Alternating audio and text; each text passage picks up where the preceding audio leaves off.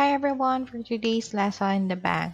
So to view the transactions recorded in your Zero Bank, select the bank you want to look at from your dashboards. For example, ito yung titingnan natin. And then you select it, so you just have to click on it.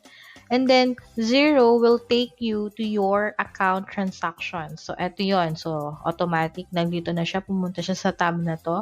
So you will be able to search all the transactions that have been entered in Zero, either manually or during the reconciliation process. So, ito po yung search. Yan.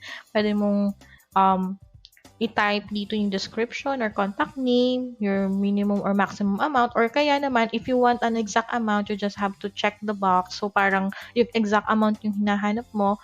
If you have the exact date, mas maganda para mas madali.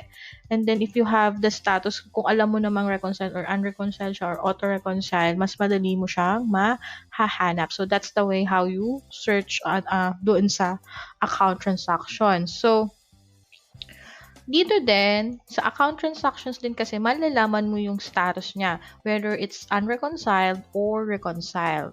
So, ito yung isang tip, no? If you want to review a transaction in a more detail without moving away from the current screen view, right-click on the transaction you want to view and select Open Link in a new tab. So, for example, gusto mo makita yung details nito, ayaw mong umalis dito sa account transaction screen.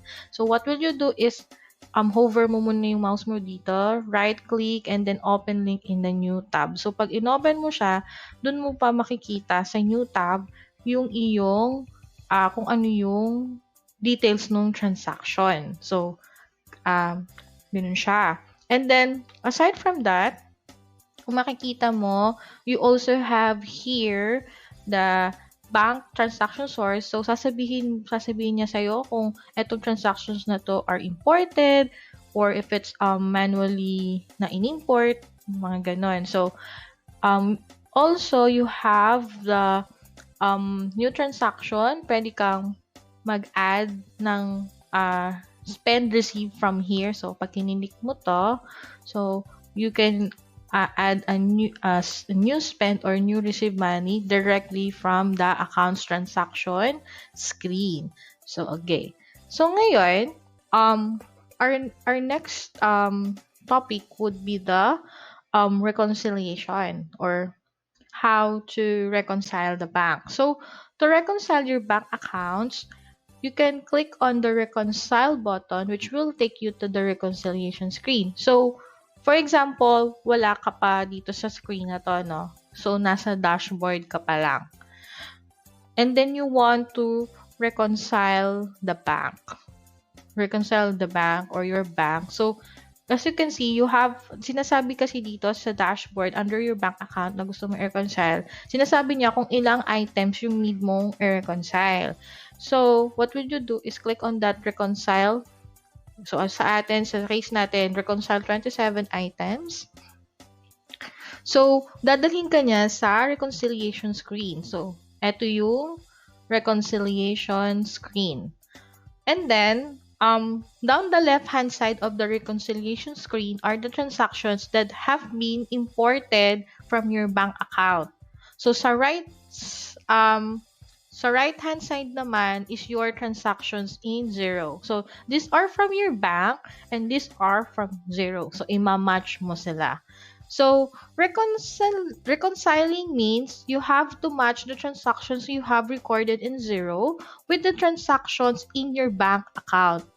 So, kaya natin ginagawa to is that to create an accurate financial report and ensuring that transactions in Zero have not been missed or duplicated, which could under or over estimate the Zero reports. So, yun yung reason kung ba't kailangan mo talagang mag-reconcile ng bank accounts. So, again, this is your from the bank and from Zero. So, ito yung pagbabanggain natin or ipagmamatch. And after that, so, katulad ng nabanggit kanina, kailangan natin siyang mamatch. So in matching transactions, no, lagi nyo tatandaan that the green transactions mean that you have green transactions mean that you have already manually entered the transaction in Zero as a spend receive money or bill or invoice. And Zero is suggesting that the transaction matches the transaction in the bank account.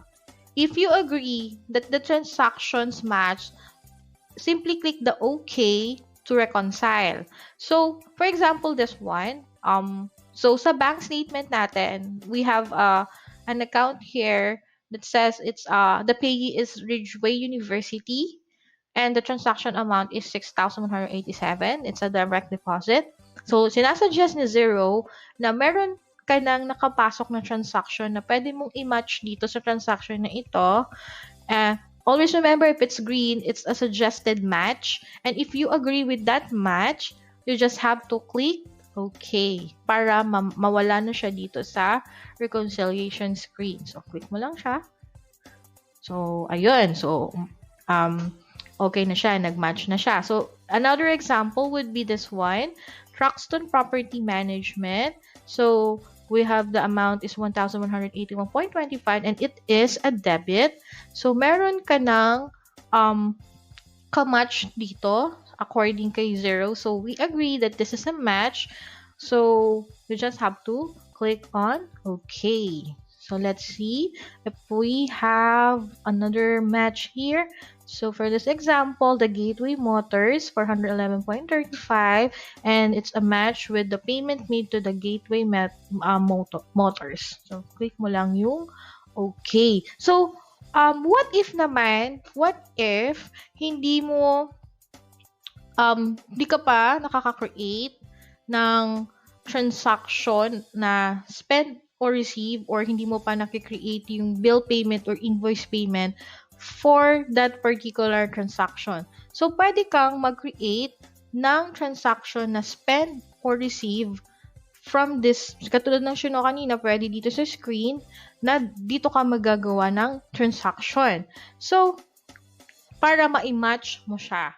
So, ayun nga, katulad ng sinabi ko, pag hindi ka pa nakaka-create, magka-create ka ngayon. So, for example, this one, Smart Agency. So, may nakalagay dito na this is an EFT. So, pwede tayong mag-create ng transaction na mangyayari is yun yung ima-match natin. So, for example, ito si Smart Agency. Alam ko nagbayad tayo kay Smart Agency. So, itatype mo lang yung Smart Agency. Hanapin mo siya sa contact. Yung who kasi is contact. Ang what is kung saan ang account mo siya ipapasok. For example, this is an insurance. So, pasok ko sa insurance. So, lagay natin sa why. Ito yung description. Business insurance. So, once na okay na siya, na ilagay mo na siya dito, ito pwede mo ring palitan kung ano yung tax rate niya, huwag kakalimutan. And kung halimbawang may region siya, kung may specific na region or assignment kung saan yung expense na to, pipiliin mo na siya. Yung parang class, kumbaga sa QuickBooks, may class ka, ika-class mo din siya. And if you want to add details, you can simply add details like halimbawa maglalagay ka ng additional items pa, hindi pa parang kumbaga parang kulang pa yung item. Kasi 'di ba one item lang, one line item. So dito kung multiple items, pwedeng ganun ang gawin mo, mag-add, click mo lang yung add details. So save the transaction. So once na na-save ko na siya, pwede ko na ngayon siyang i-reconcile doon sa transaction na yon kasi they are now the same. Na-create na natin yung spend transaction for this particular bank transaction. So, click ko lang reconcile.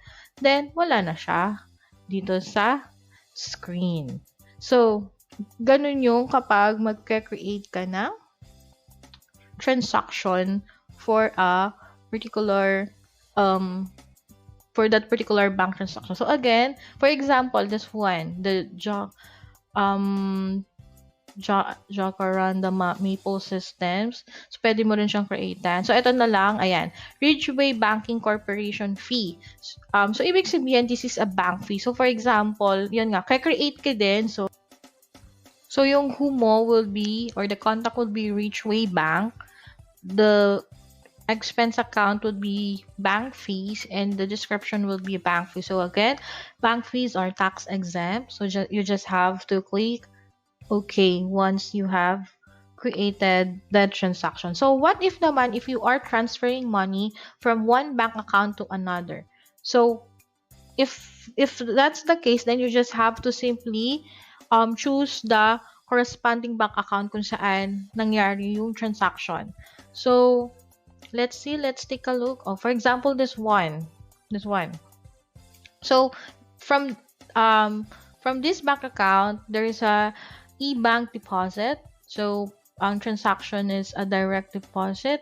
For example, this is a transfer between the two banks. So you just have to click on the transfer, and then since we have another bank which is the select this is the business savings account. Halimbawa, ito yung ka-transaction niya na bank. So, nangyari yung transfer between them. What would you just have to put the reference like FP. Ikaw, depende sa'yo kung anong reference ninyo.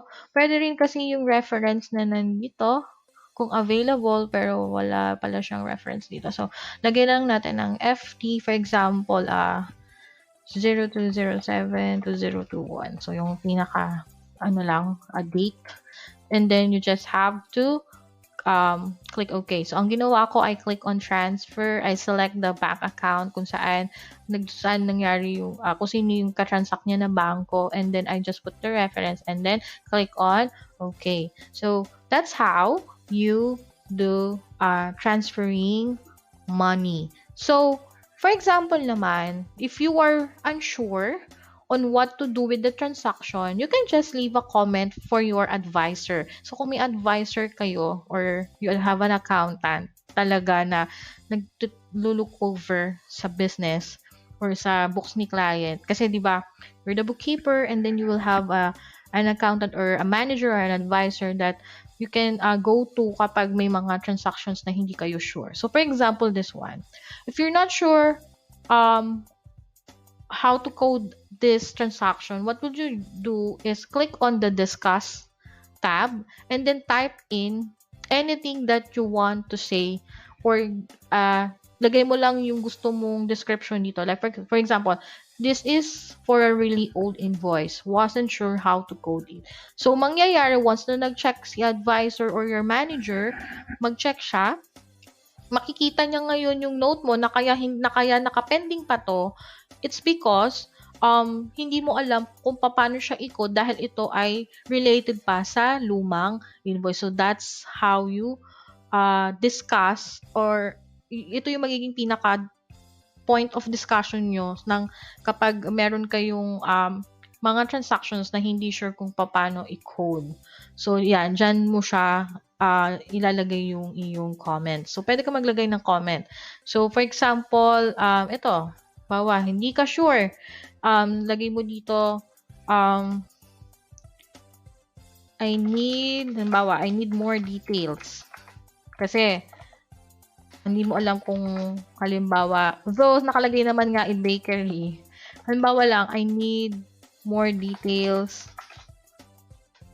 like receipt. Halimbawa, missing receipt, wala kang receipt, hindi mo siya kumbaga halimbawa sa company nyo, yung process is kailangan mayroon kang receipt na kabangga, or you need mo na mag-attachment or anything na kailangan for this transaction. Halimbawa, nanghihingi ka pa ng iba pang detalye kung kanino ba itong transaction na ito para malaman mo if it's a business expense talaga or a personal expense, then you have to click on the discuss tab and type in the your comments or your questions. So, click mo lang siya. So, pwede rin ang questions. Pwede ka rin mag-type ng questions. Okay. So, that's how you discuss transactions. And then, another thing would be, we have also the meron kasi tayong tinatawag na sa account transactions na find and recode. So, gusto ko lang din siyang matackle it's not actually binary code, but remove and reduce. So, the remove and redo kasi, it's halimbawa, nagkaroon ka ng nagkamali ka ng code, and you could actually remove and redo that. So, for example, no, halimbawa, itong nagkamali ka ng halimbawa ng reconciliation or ng match sa payment gateway Motors. So, what would you do is you check lang yung box na katabi ng transaction and then click on the remove and redo. So, click mo lang. So, sasabihin niya sa'yo, are you sure you want to permanently remove the one selected account transaction? Yes, you can undo this action. So, click mo lang. And this one will automatically go back doon sa mga transactions na kailangan mong i-reconcile. So, sabi nito, one reconcile transaction was removed. You can redo this account transaction by going to reconcile. Yes, babalik po ulit kayo dun sa kanina sa reconcile tab kasi dun siya pupunta. Once na-remove and na-click mo na yung remove and redo. So, katumba siya ng undo sa QuickBooks naman. So, ayun. So, bumalik na siya dapat dito. So, ayan. Ito yung ating inando kanina. For example lang yun kung halimbawang mali yung na-match mo na transaction for this bank transaction. So, that's it. So, if ever you have any questions regarding this topic, you know what to do. Just send me a message and I will get back to you as soon as I can. So, thanks for watching.